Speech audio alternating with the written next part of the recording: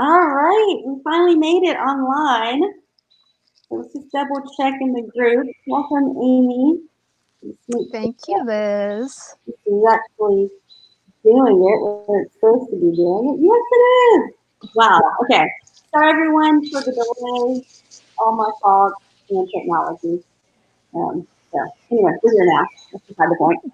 All right. So thanks for coming, Amy. Amy is a psychotherapist and an amazing what I'm going to say, like a movement aficionado, and merging the two is definitely your cup of tea.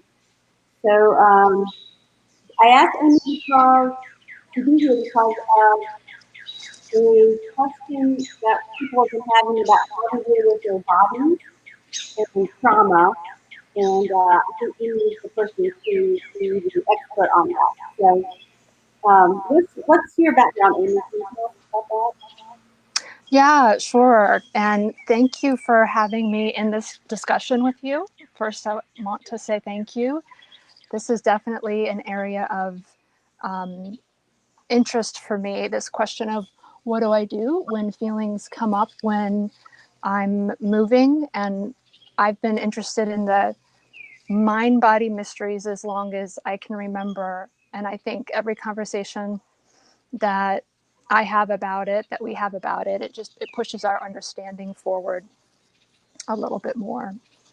Um, but just a little about me professionally. My work for the past 2 decades has been as a psychotherapist with a specialty in eating disorders.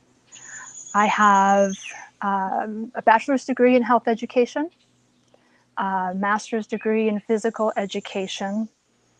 I did my master's thesis on body image and exercise. From there, I got really interested in those correlations, and I went on to get a master's of social work. Which is how I have a license to practice psychotherapy now. Also, during graduate school, I got certified as a yoga therapist, and that, yeah, I don't think I ever told you that.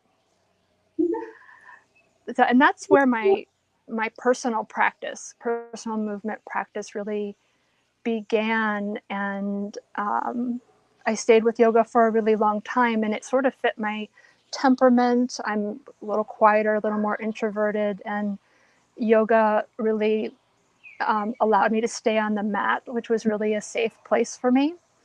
But in terms of expanding nervous system capacity, not always great. Um, so about 6 years ago, I found Aradia, which is where you and I met. Yeah, yes. And there's just so many wonderful opportunities for moving in different ways at Aradia that got me off of the yoga mat. Don't get me wrong, I still love yoga and do a lot of it, but opportunities to be exploring movement in all sorts of new and different ways.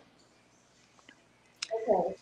And I was wondering about how you went from like psychotherapy to more adding movement in, but it sounds like it's been intertwined for you all along. Is that true? Yeah, I was there all along. But I think when I was moving differently at Aradia, it was a time of great growth for me. I was in therapy as well, and I'd have these movement experiences, and I would take them back in to my therapist, and we would talk about what was happening, and I was beginning to create artwork around my movement experiences. And so my understanding of myself just grew exponentially by combining the movement with the artwork, um, with the verbal understanding and processing with another person. Um, and then I decided to start pursuing training as an expressive arts therapist so I could bring these sort of experiences to other people after finding how helpful they were for me. So I've got a Gotcha. little, yeah, I've got a little side bar to my clinical practice now. It's called Body of Art. And I started teaching classes at Aradia last year. I've done a few movement immersions for the community, and I'm hoping to do a lot more once you know, COVID situation changes. So if anybody likes what they hear as I'm talking today, you can keep up with me and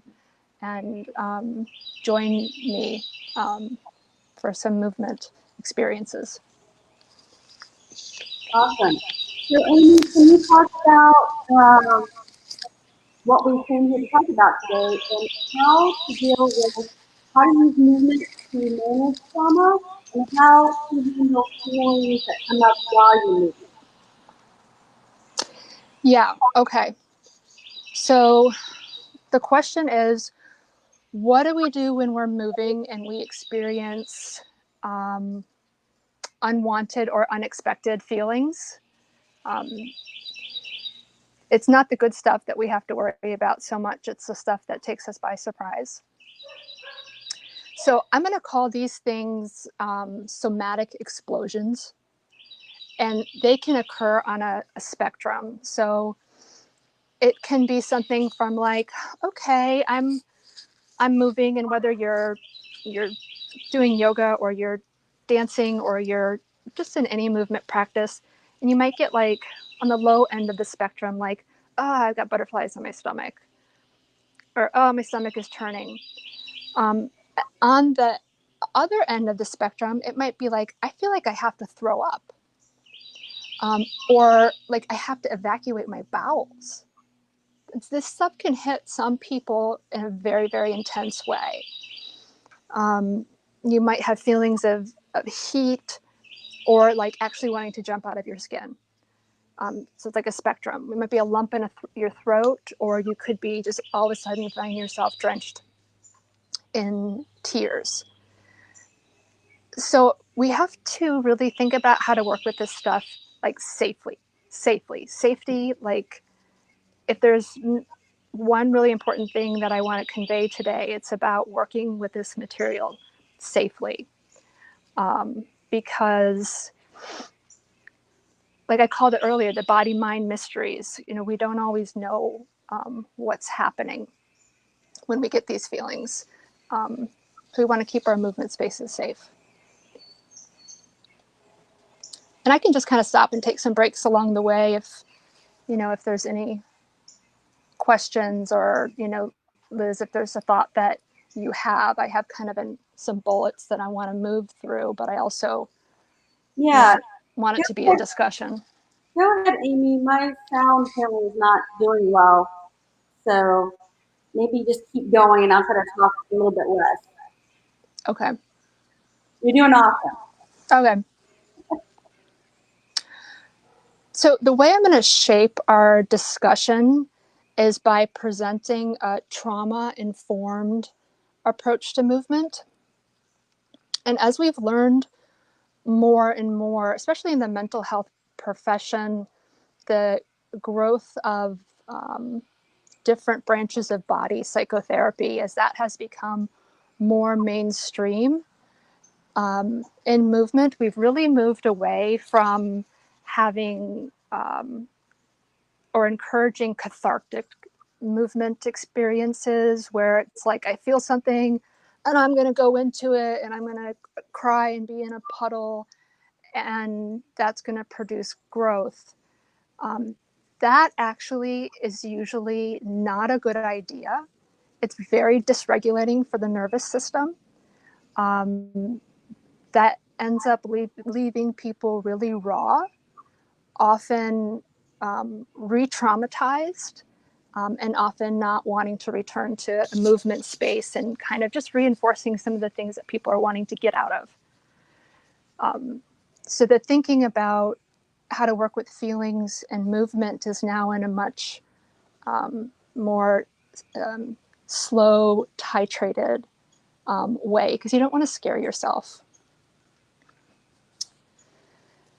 So, so the question, what do we do when we're moving and these things come up? To give you an informed answer, I need to provide some context. So I think I'll hit three things today, and we'll do two little experiential bits with it as well. But I want to talk a little bit about what is trauma, um, a real just primer on the nervous system, and then how do we apply these ideas to movement. Yeah. That sounds great. Let's do it. Okay. So let's let's shift out of um, like thinking mind and following my talking, and let's switch to something that's a little experiential that will later set us up for doing it with some movement um, just a little later down the road.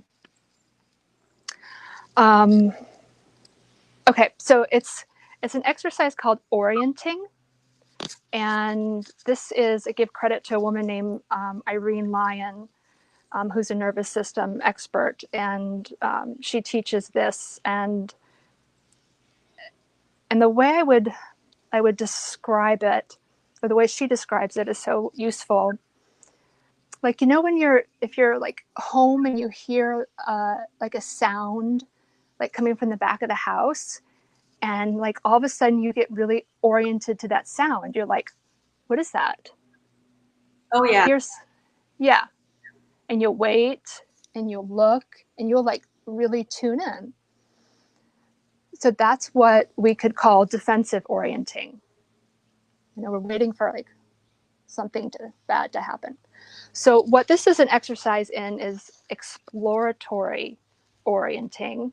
Our nervous system really, really likes this, and you'll understand more about that, why that is later.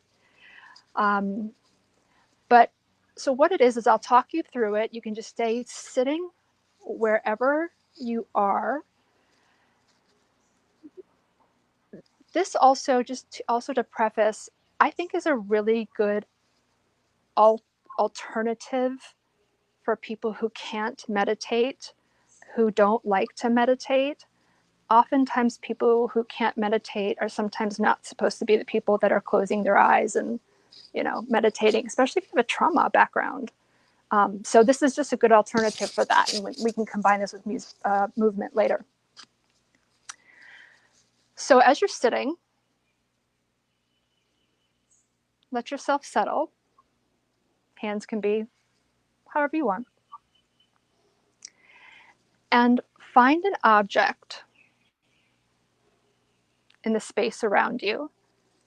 And even before you maybe even settle in on an object, really like look at the space around you. So really orienting to where you are. You just pick one object or look at everything. Right now, just take a scan. Take a scan through your space. Our nervous system really likes to locate us in space, know where we are, know who we're with, and anything in your space, maybe something that you've seen just a million times, but maybe you've never really stopped and looked at it fully. I'm looking at a pillow on my patio furniture. And really let your eyes take in that object and all of its detail.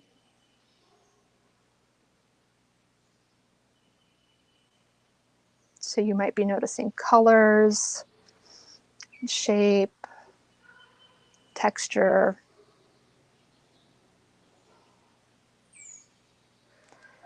And then, can you feel yourself breathing?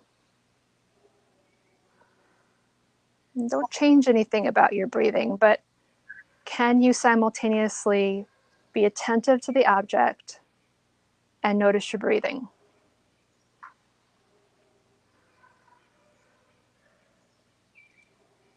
And can you now also feel yourself in contact with the floor?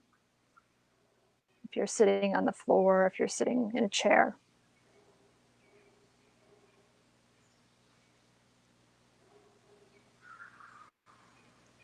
And then let that object go and switch to another object. The next thing that might catch your a tension. I've got an electrical outlet in front of me. So just noticing the shapes and the color. And again, can you breathe? Are you breathing? And can you feel yourself grounded?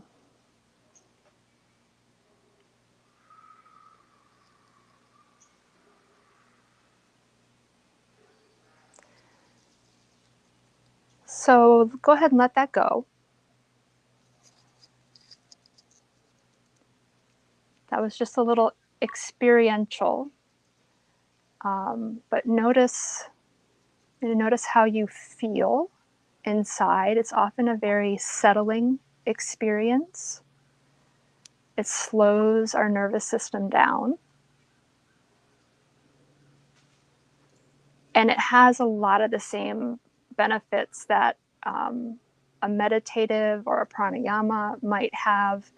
And you don't have to close your eyes. I like that you gave my whole body something to do themselves.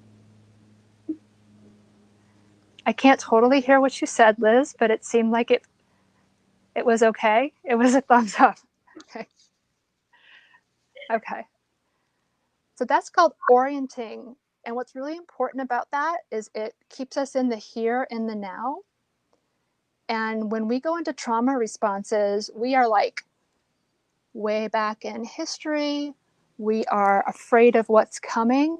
So we need these skills to stay in the here and now. And orienting is a real primary one. And it's not a one-time thing to doing that with a lot of practice and patience over time. It does shape the nervous system. So we will return to that in a few moments.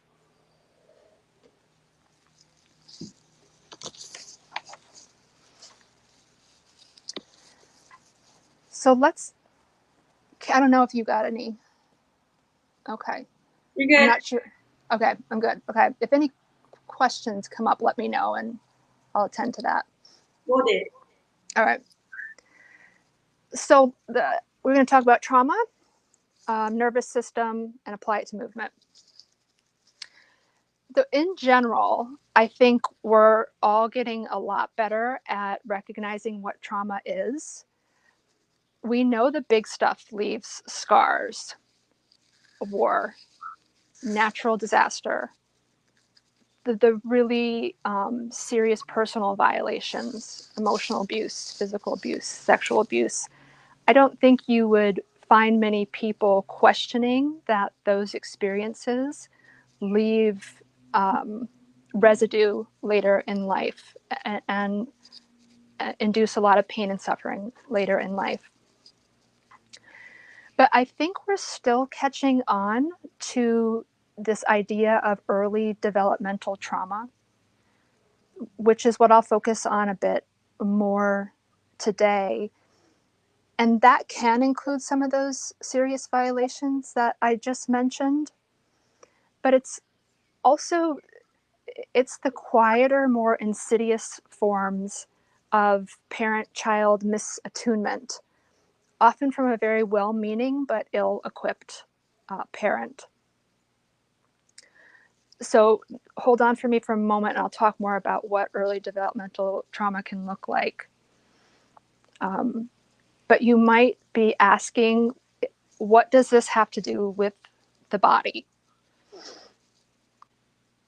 And to answer that, I'm going to tell you briefly about a study. And it's a really important study. It's called the ACE study, ACE, and that stands for Adverse Childhood Experiences. And this was a study that was originally sponsored by Kaiser in 1985, and it got picked up by the CDC, who turned it into a public health study with more than 17,000 participants. And the reason why this study is really important is it revealed that adverse events in childhood increase your risk later in life for chronic disease, both physical and emotional, not a slight risk, but a significant risk for things like chronic pain conditions, fibromyalgia, lupus, asthma, irritable bowel, depression, anxiety. The list goes on and on.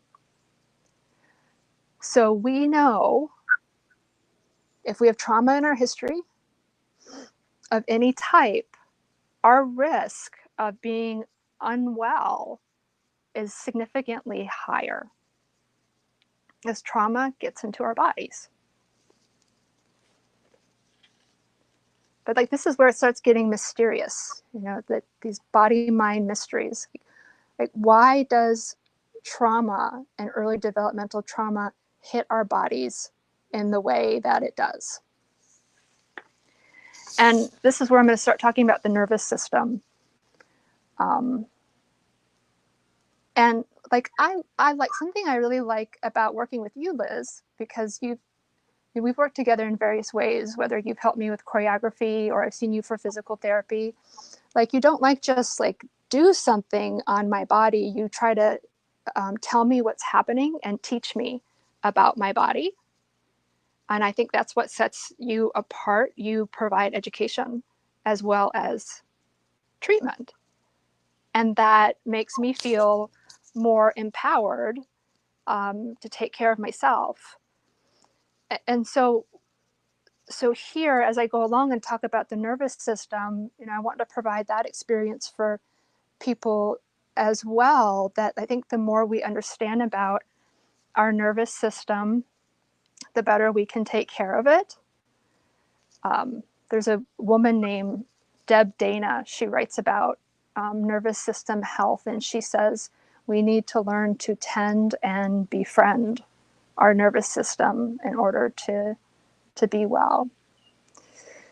So here's where I get a little into some physiology, and it's not like my area of like super expertise. So I'm going to keep it super simple and just kind of tell you some of the need to knows. But for our nervous system to grow into a healthy, regulated system, we need a caregiver. In most cases, it's mom, but a caregiver who's reliable, stable, and attuned to our needs. And for moms to be able to do this, they usually need to be living in a system that's providing the same thing for them. They need to be being cared for so that they can care for their children. And the reason why this is so important early in life is because part of our nervous system, it's called the parasympathetic nervous system. I'll talk more about it in a minute. It's the part of our nervous system that governs our stress responses later in life. And when we come into the world, we don't have this on board. We have the potential for it. Our interactions with our caregivers, that's what shapes the parasympathetic nervous system. And our caregivers don't have to be perfect, but they do have to be good enough so that our nervous system can learn to regulate itself and, for the most part, have a certain amount of flow to it. But often, all too often, a child does not get this sort of well-attuned, reliable care. And we're talking about these very primitive, sensate, bodily based needs. So here's where like body stuff starts coming in and we're, starts getting mysterious. We need food, we need shelter, we need touch, holding, we need the gazing, the eye contact. We need our emotional experiences recognized and mirrored back to us. And again, this doesn't have to be perfect. But when this isn't happening enough in families, sometimes things are happening instead that are disrupting this flow of the nervous system.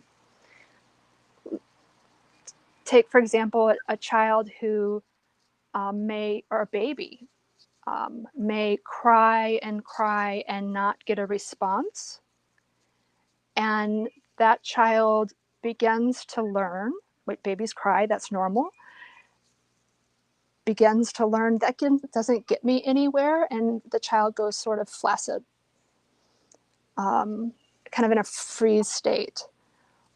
Or some kids learn that in order to get their needs attended to, they have to go like bonkers into like a really overstimulated, more of a fight state. Um, Another example could be like kids are super curious and always into things, and if they're shamed for that, then they might become a little more narrow in how they take in the world and a little more inhibited.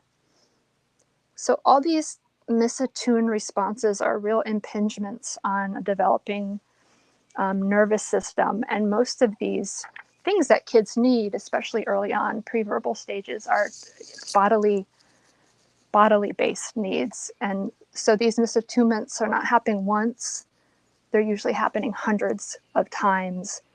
And this is what it's really important to understand, is that this is when the parasympathetic nervous system is really developing. And if this stuff is not being met, it does set us up for quite a bit of trouble later on. And I think the way that works is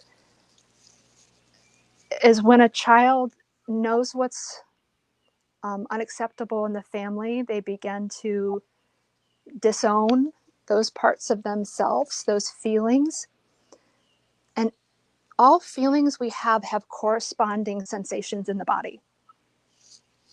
So if anger is not acceptable, okay, I'm going to learn that. And I'm not going to get angry. And all those feelings in my body that are associated with anger, you sort of disconnect from those. Or in some families, showing loving feelings, that's not acceptable. So you kind of disconnect from the tender stuff. So you can see it's not just like feelings in our mind that we start getting disconnected from. We start getting disembodied. And Ah, we grow into disembodied adults who are actually masters at overriding body signals.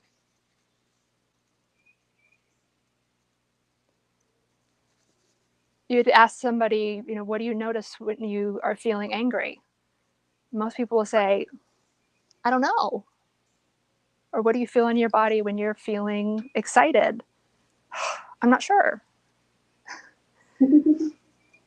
So our body signals are, they're there to keep us safe and to get our needs met.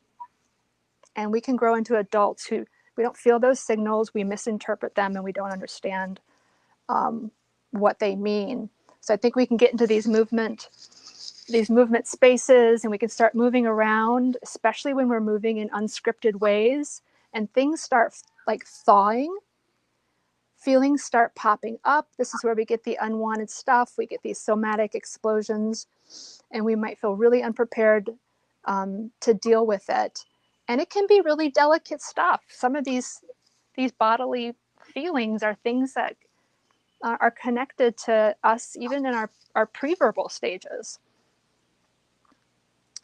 I'm going to take a drink now.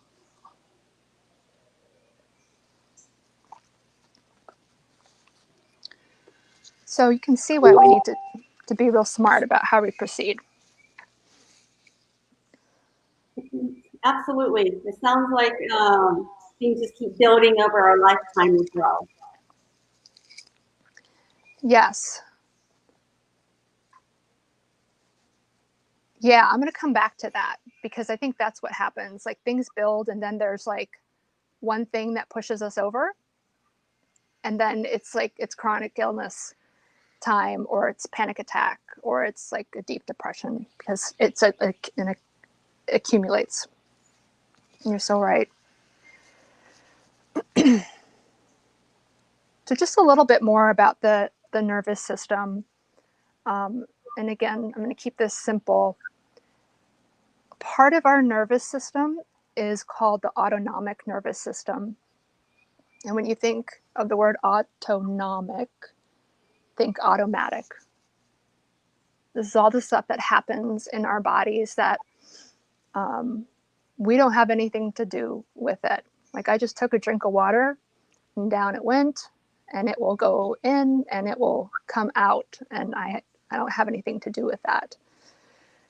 So things like breathing, heart rate, metabolism, elimination, all of that is part of the autonomic nervous system. And there's a branch of the autonomic nervous system called the parasympathetic nervous system. It's what I mentioned earlier. That's the part of our nervous system that we don't have on board when we're born. We have the potential for it. It's shaped by our caregivers. But that's the part later in life that governs our stress response. And it's responsible for where the adrenaline and the cortisol get pumped out. So imagine like I have a window here. And when we have a healthy nervous system, an irritant can come in like, and we'll spike a little bit. We'll feel stress response. And then we'll be able to settle ourselves. Something else will come in because something always does, spikes, and then we settle. That would be an example of a healthier nervous system. Everybody's life is going to have something that kind of takes you outside of that window of tolerance at certain points of time, but we settle. But if you're someone who didn't get a good start, your nervous system is going to look really different. So we got same window. Irritant comes in, your nervous system is going to go and like really spike, and then you're going to go and maybe settle and be more in a frozen state, and then you're going to spike and be more in like in a fight or flight state. So life is going to feel way more chaotic. Yeah. And some people like live up here or down here for like years or like a lifetime.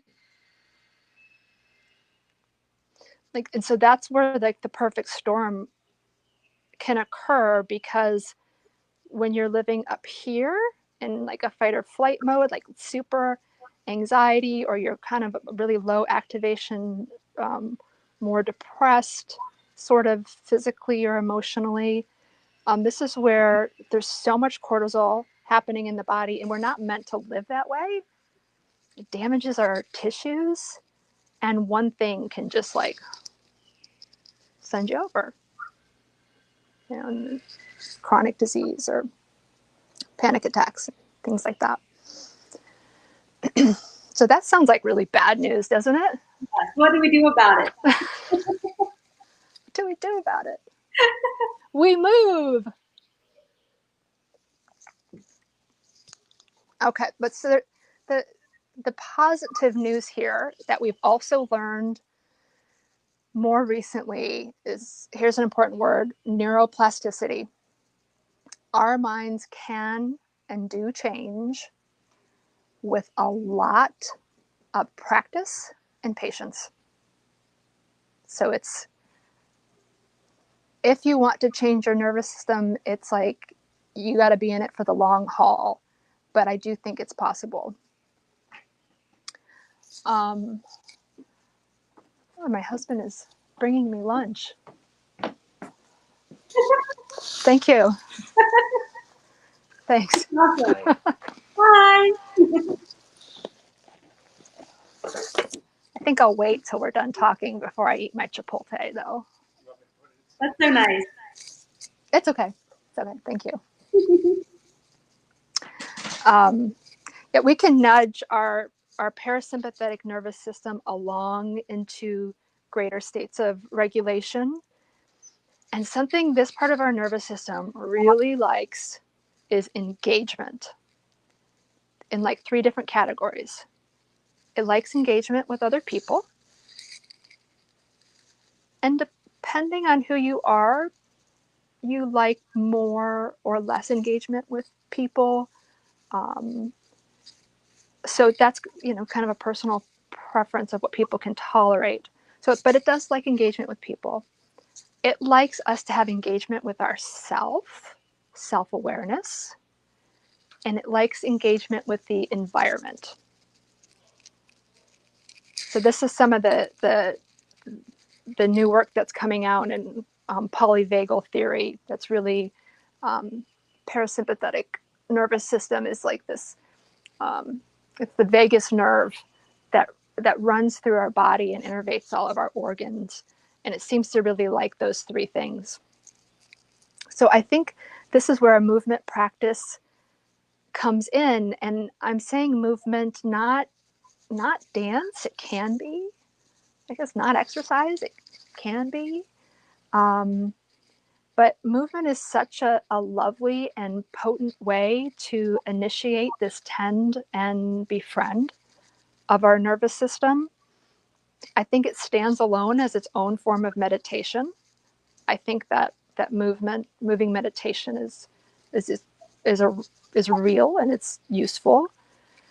We feel the aliveness in our tissues. We can feel our physical activation levels go up and come down, and we can monitor that and be aware of, be really curious and aware of our internal states. So, really giving our nervous system what it loves. And then when we get to move with other people, it's even better. Yes, I agree. Yeah. So, I'm going to move us into something experiential now. Let me preface it with my focus on safety. Like, anytime you're doing a movement practice, I don't ever take for granted when I recommend something to someone that they have a safe space to move. You have to have safety to be with yourself, not in danger, not at risk of being interrupted. So you want to have a safe physical space to do your movement in. That's key. And it's also key when you're doing movement that you have a practice where you can settle yourself and calm yourself down. So this is where the orienting that we did earlier, I'm going to weave it in with some movement. So Okay. we're going to do a movement practice, combine it with the orienting, and we'll see how this goes. If you have a yoga block nearby, and if you're watching, if you have a yoga block, grab it. If you don't have a yoga block, like a book, like a paperback book, something that you can kind of like hold in your hand, like a waitress or waiter style, that'll work. All right, and I'm going to unplug my headphones here and see how the sound shifts.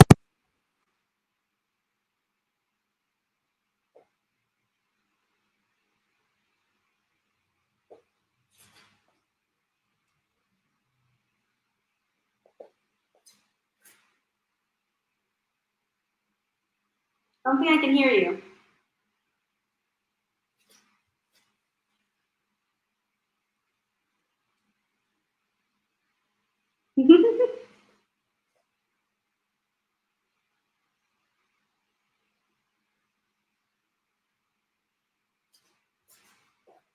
No.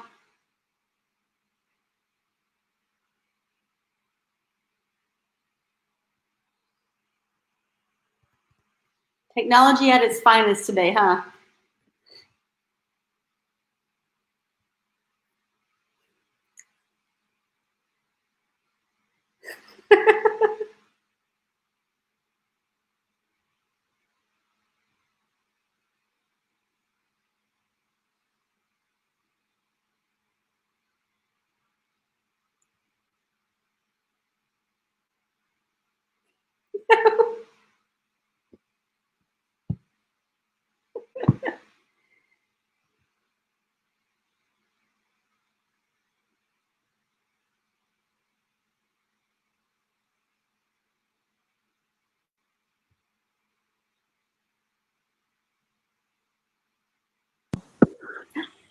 Maybe that's it. Yeah, I Yeah? can see now. That's it. Perfect. Yeah? Okay. Okay. I'm I'm hesitant to take my earphones off again. Yeah, it seems, but Let, it's stuck to the all right, computer. let me do it. I'm gonna do it. Let's see.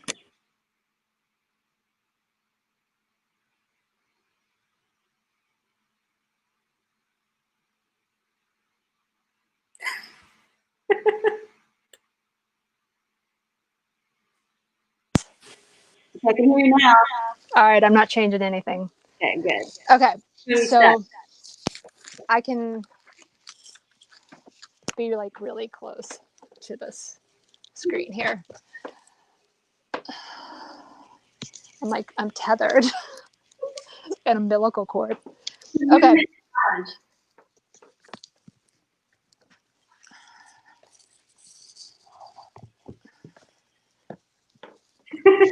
Let's clear this all out here. Okay. So,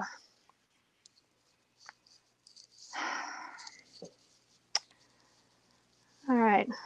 Let me settle my nervous system after the technical glitches.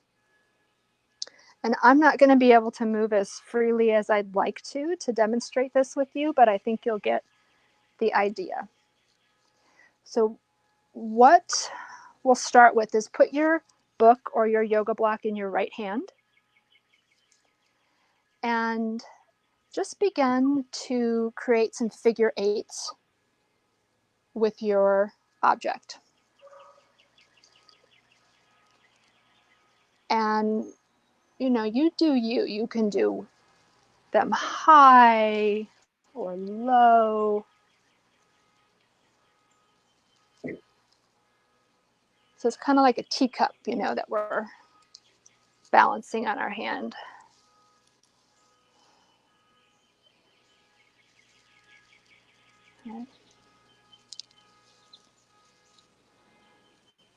You're free to roam the space. I am tethered to my computer, but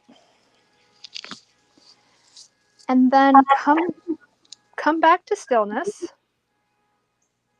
and let's orient, which means find an object, take it in with your eyes. Can you breathe? Find that breath and find your feet on the ground. And just take a breath or two there, holding those three kind of pillars of awareness in. And then you can switch your block to the other hand and figure eight it again.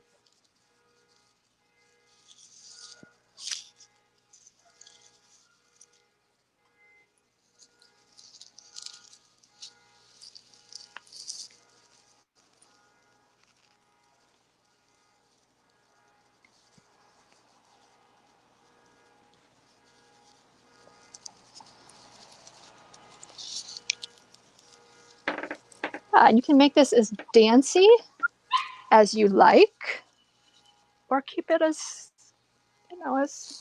controlled and slow as you like. And again, let's come back and orient.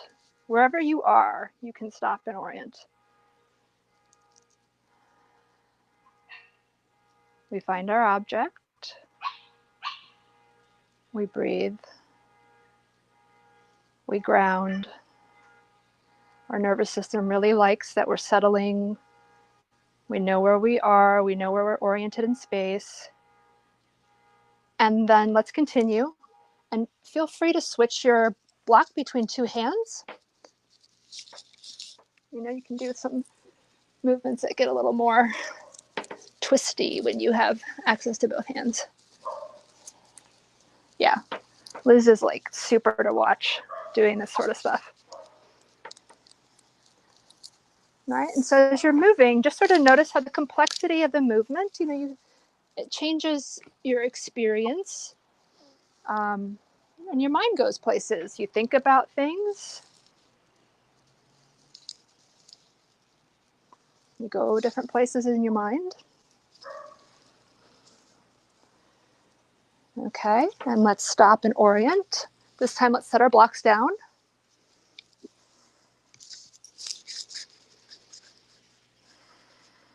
Okay, you know the steps. Let yourself find something. Breathe. Ground. We're in the here and now. Okay, and I think this is where it gets fun for people who say they can't dance or do any kind of creative movement. Set the block aside. Imagine you have the block in your hand. You have option to use one hand or both hand. Your body knows the movement of moving with the block. Start creating your figure eights, right? And before you know it, you're dancing. You're doing creative movement. Your body just learned how to make these shapes. And there you are.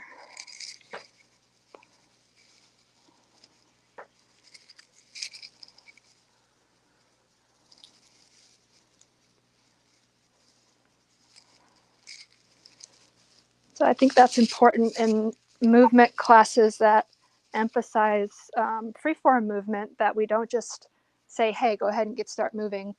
Um, we do things that warm us up so that we can move creatively.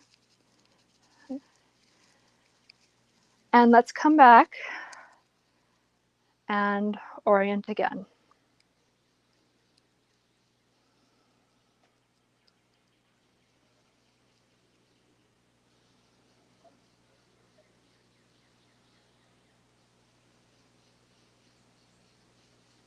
And then we can come back to discussion.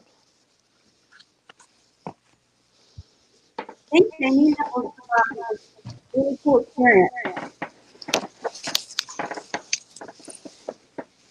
That one feels good on the shoulders too.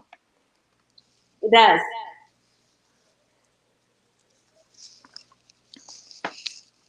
I think my sound is a little bit echoey, so I'll try not to say too much. But that was pretty awesome. I definitely feel better. Oh, good. Yeah, it's grounding and it's pretty meditative too. You can sort of play with something like that for 5 minutes, or you can be in it for 20 minutes. So if we want to continue doing this, you have plans to offer classes in the future? Yeah, certainly. I have a lot of ideas for classes and immersions, which I'd love to offer at Aradia.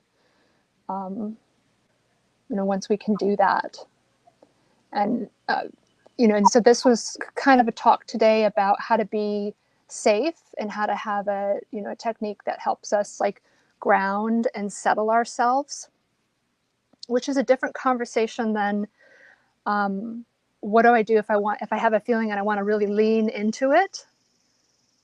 You might be a really experienced mover and you might be really good at regulating your nervous system, and there are slow titrated ways to lean into things, but you also always have to have a way to get out.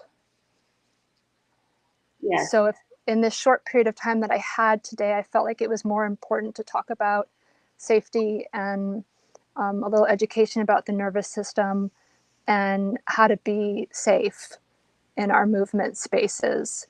There's plenty more to say about therapeutic aspects of going more deeply into a feeling when we're prepared to do that. And I think the nuts and bolts is that your nervous system has to feel safe and supported. Yeah. Yeah. Amy, I appreciate you doing this today. You are welcome. Maybe we'll have a part two someday with better technology. Yeah. Yeah, we can do a part 2 on leaning into stuff and hopefully fewer glitches and not being tethered to my Always, story of life. I'm tethered to my laptop. yes, it's a metaphor. Yeah. All right, thanks for coming, everyone. We'll follow up another time. Okay. Thanks, Liz. Bye.